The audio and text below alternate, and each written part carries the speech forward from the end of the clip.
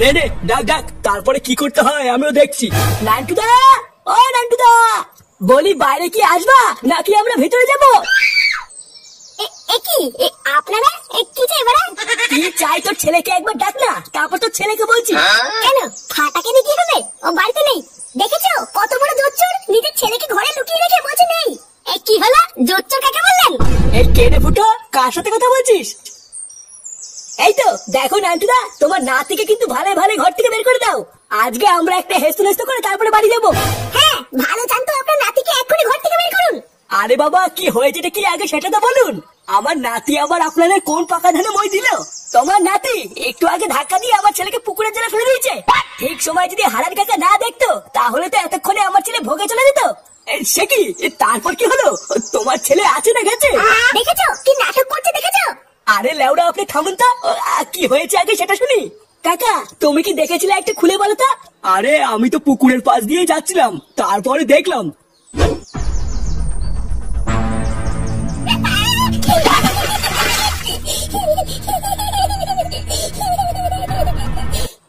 দেখো নান্টুদা, তোমাকে কিন্তু এখনো ভালো ভালো বলছি, তোমার নাতিকে বাইরে বের করে দাও, না হলে কিন্তু এই ব্যাপারটা অনেক দূর গড়াবে বলে দিলাম। আরে বাবা, ফাটা সত্যি বাড়িতে নেই, আমি মিথ্যা বলবো কেন? ঠিক আছে, তবে হ্যাঁ আমরা কিন্তু এটাও বলে যাচ্ছি, ফাটাকে যদি আমরা একবার হাতে নাতে ধরতে পারি, ওকে নিয়ে কিন্তু সোজা পঞ্চায়েতে তুলবে বলে দিলাম। এই চলো না সবাই, এরপর আমিও দেখছি কি করতে হয়। না, এই ছেলেটার জন্য দেখছি একটু শান্তিতে থাকার উপায় নেই। দাঁড়াও, আমি কি দেখছি ফাটা কোথায় গেল, তারপরে ছাড়ার চামড়া আমি ছাড়াচ্ছি।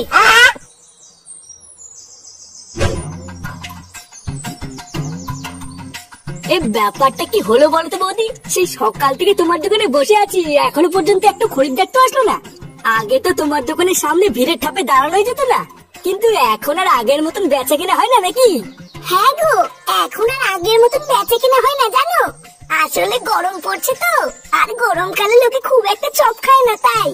আরে না গো বৌদি, এটা কোনো ওয়েদারের সমস্যা না। এখন 5 টাকা দামের দুটো চপ খাইয়ে যদি বলো 100 টাকা বিল হয়েছে, তাহলে কি একটা খরিদ্দার থাকে? হ্যাঁ, এটা কিন্তু একদম ঠিক বলেছিস। ধুত, ভাল লাগে না, তোমরা যে কি বলো না, এমন না করলে ব্যবসা হয় নাকি? কি রে ফুটা, কোথায় যাচ্ছিস? এই আশেপাশে কি ফাটাকে দেখেছিস নাকি রে? ফাটা কই না তো, কেন কি হয়েছে? আজকে যদি একবার এই ঝামেলাটাকে হাতের কাছে পাই না, ওর গলা টিপে মেরে ফেলবো।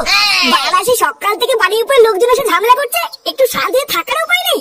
আরে সবই তো বুঝলাম, কিন্তু ঝামেলা করছে কেন লোকে সেটা তো বলবি। আরে ফাটা নাকি পাশের পাড়ার কোন বাচ্চাকে ধাক্কা মেরে পুকুরে ফেলে দিয়েছে, সেই জন্য সেই বাচ্চাটার মা বাবা গ্রামের লোকজন বাড়ির উপরে এসে জানাইতে বলে গেল। আজ একবার হাতের কাছে পাই না, ওর পিন্ডি আজকে আমি চটকাবো। তোরা থাক বুঝলি, আমি একটু গিয়ে দেখি ঝামেলাটা কোথায় গেল। এই মেরেছে, ফাটার কপালে আজকে মনে হচ্ছে দুঃখ আছে গো। ফটো যেভাবে খোঁচা ছিল, মনে হচ্ছে ফাটাকে আজকে সামনে পেলে শেষ করে ফেলবে। ঠিকই আছে, মারাই ভালো। ওই ঝামলাটাকে আমার এক চোখও সহ্য হয় না জানিস। ফুটো যেন ওকে মেরে হাত ভেঙে ঘরে ফেলে রাখে, তাহলেই আমার শান্তি।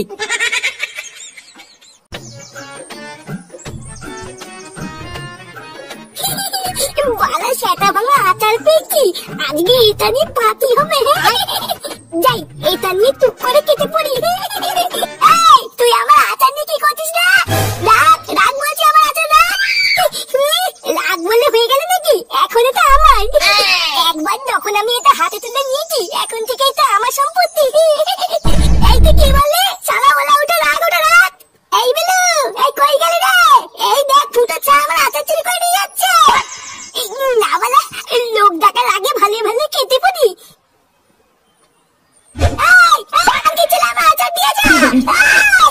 দাদা, তোর বাড়ি গিয়ে বলছি না বলা ওটা।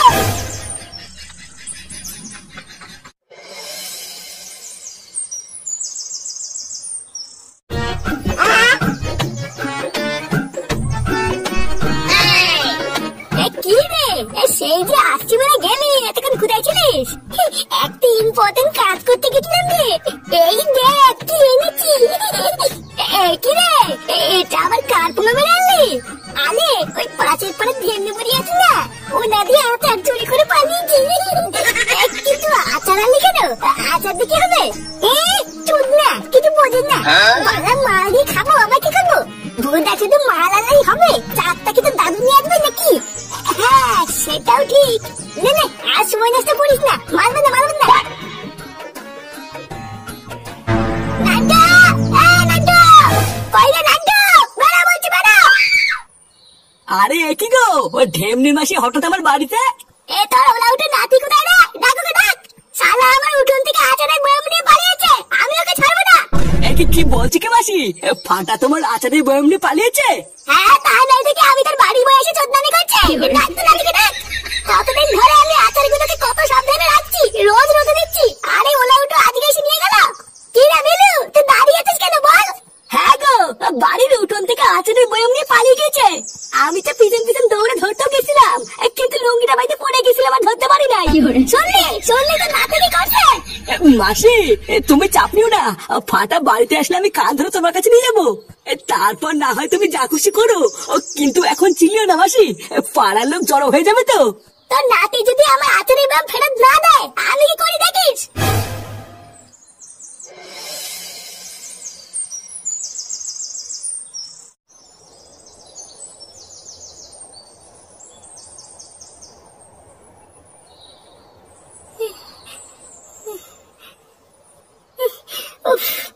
বাড়াই রোদের মধ্যে ফাটিকে কোথায় খুঁজি এখন?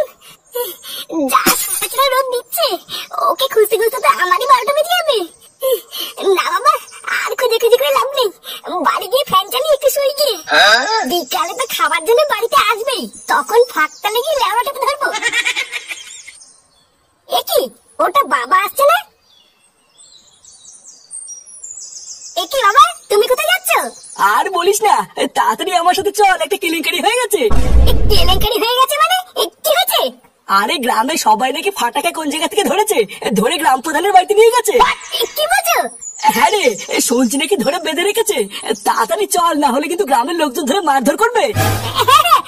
চলো। এইটুকু একটা বাচ্চা যদি গ্রামের লোকজনের এত ক্ষতি করে, তাহলে গ্রামের লোকজন তো খসে যাবেই। আচ্ছা নান্টু, তোমার তো বয়স অনেক হয়েছে নাকি?